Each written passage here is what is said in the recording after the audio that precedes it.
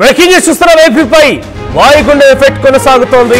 ఉత్తరాంధ్రకు మరోసారి భారీ వర్ష సూచన జారీ చేశారు వాతావరణ శాఖ అధికారులు. విజయనగరం, విశాఖ, అనకాపల్లికి రెడ్ అలర్ట్ జారీ చేశారు. అల్లూరు జిల్లాకి మోస్తారు వర్ష సూచన ఉండే అవకాశం ఉన్నట్టుగా వాతావరణ శాఖ అధికారులు తెలుపుతున్నారు. 4 జిల్లాల్లో పిడుగులు పడే అవకాశం ఉందట. మరోవైపు తెలంగాణలోని అన్ని జిల్లాల్లోకి ఎల్లో అలర్ట్ జారీ చేశారు. తెలంగాణలోని అన్ని జిల్లాల్లో మోస్తారు నుంచి భారీ వర్షాలు కురుస్తాయని వాతావరణ శాఖ అధికారులు హెచ్చరికలు జారీ చేస్తున్నారు. ఇక తెలంగాణ, ఆంధ్రప్రదేశ్ రాష్ట్రాల్లోని పలు జిల్లాలకి భారీ వర్ష సూచన ఉందని చెప్పి ఇరు రాష్ట్రాల వాతావరణ శాఖ అధికారులు చెప్తూ ఉన్నారు. లోతట్టు ప్రాంతాల ప్రజల్ని అప్రమత్తం చేశారు. ఇక రాష్ట్రంలో పలు జిల్లాలకి ఆరెంజ్ అలర్ట్ జారీ చేశారు. తేలికపాటి నుంచి మోస్తారు వర్షాలు కురిసే అవకాశం ఉన్నట్టుగా చెప్తున్నారు.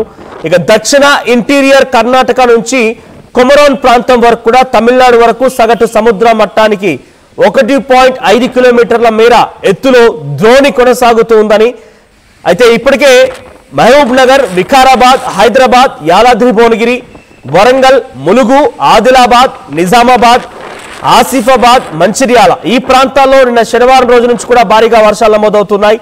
ఇంకా రాజన్న సిరిసిల్ల, నిర్మల్, జగిత్యాల, కరీంనగర్, పెద్దపల్లి, భూపాలపల్లి, కొత్తగూడెం, మహబూబాబాద్, హన్మకొండ, జనగామ, సిద్దిపేట, రంగారెడ్డి, మేడ్చల్ మల్కాజ్గిరి, వికారాబాద్, సంగారెడ్డి, మెదక్, కామారెడ్డి, నాగర్ కర్నూలు జిల్లాలో అక్కడక్కడ భారీ వర్షాలు కురిసే అవకాశం ఉన్నట్టుగా వాతావరణ శాఖ అధికారులు అంచనా వేస్తున్నారు. అయితే ఈ రకమైనటువంటి వాతావరణం ఇంకా సుమారుగా 4 రోజుల పాటుగా వర్షాలు కురుస్తాయని వాతావరణ శాఖ అధికారులు అంచనా వేస్తున్నారు.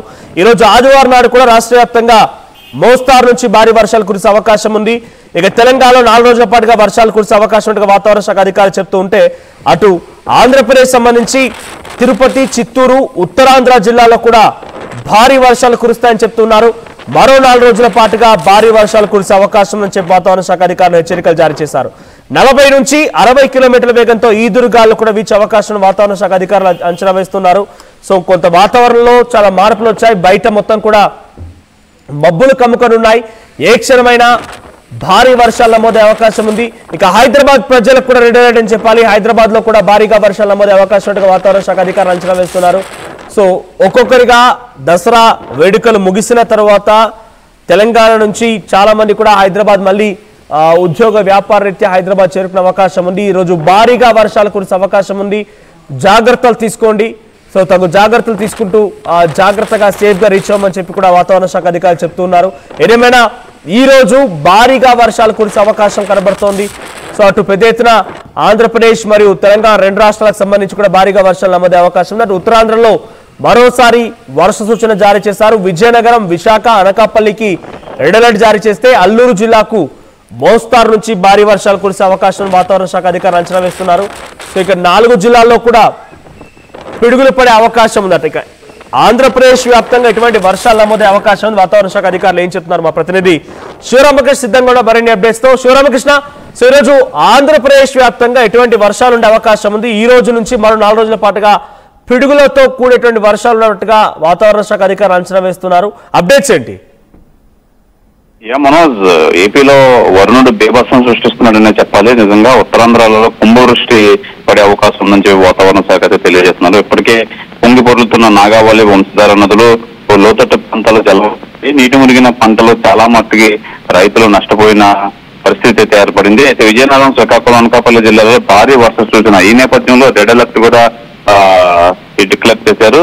అయితే ప్రధానంగా ఈ ఈదురుగాలు కూడా చాలా బీభత్సంగా ఉంటాయి. అయితే మరో 4-5 రోజులు అయితే మట్టుకు ఇదే పరిస్థితి ఏర్పడుతుందని చెప్పి వాతావరణ శాఖ తెలియజేస్తున్నారు.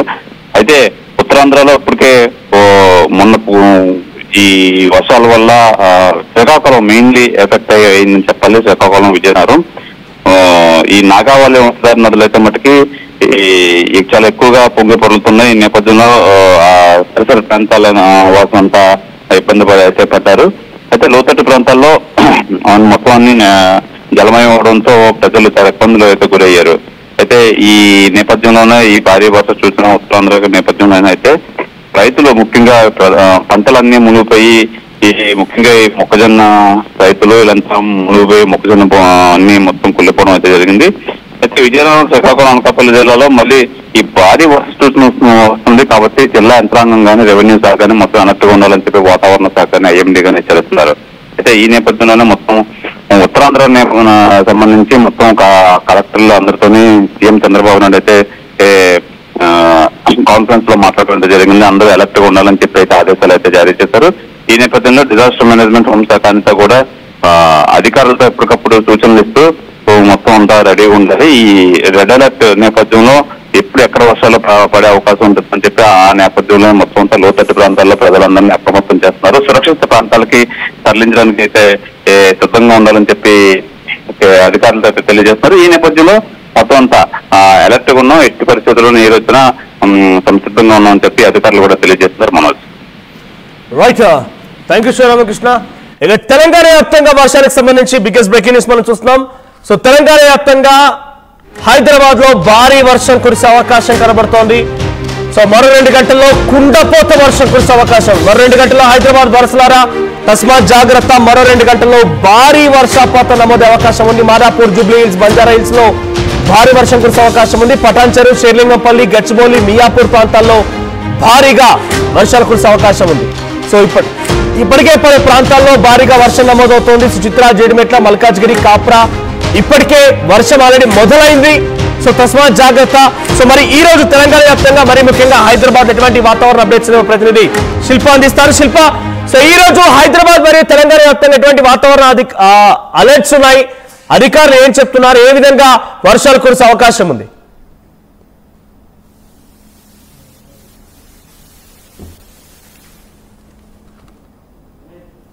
నగరంలో చూసుకున్నట్లయితే హాఫ్ అన్ అవర్ నుంచి వర్షం దంచి కొడుతుందని చెప్పుకోవచ్చు. ప్రస్తుతం నేను బంజారా హిల్స్ లో ఉన్నాను.